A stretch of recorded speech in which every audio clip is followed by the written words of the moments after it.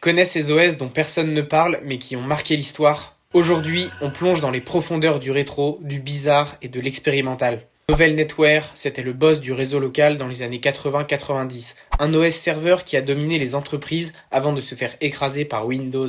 OS2, co-développé par IBM et Microsoft, visait à remplacer DOS. Interface graphique avancée, multitâche, mais mal vendue. Résultat, flop monumental. OS 370, c'est du très lourd. Systèmes IBM pour mainframes, utilisés pour des banques, assurances, aéroports. Hyper robuste mais réservé aux dinosaures de l'informatique. PalmOS, l'ancêtre des OS mobiles. Stylé avec son stylet, il équipait les PDA avant que l'iPhone ne redéfinisse le genre. PhantomOS, c'est un projet russe avec sécurité par design. Chaque app tourne dans sa bulle, prometteur mais jamais finalisé. PicOS, inconnu du grand public, mais très utilisé dans les bases de données métiers. Simple, efficace, mais moche. Prolog, c'était l'OS français pour mini-ordinateurs. Très répandu dans l'administration, disparu dans l'oubli collectif. Smaky, développé en Suisse, tournait sur des ordis maison. Une pépite locale, aujourd'hui exposée dans des musées.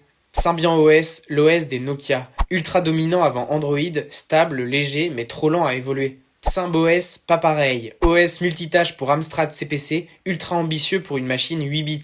TOS, un système obscur pour machines industrielles. Peu d'infos mais toujours actif en coulisses. VAX VMS, OS robuste de DEC pour serveur VAX. Ancêtre direct de Windows NT, rien que ça. Workbench, l'interface d'Amiga OS. Colorée, intuitive, révolutionnaire à son époque. T'en connaissais combien? Balance ton score en commentaire et à très vite sur Ace.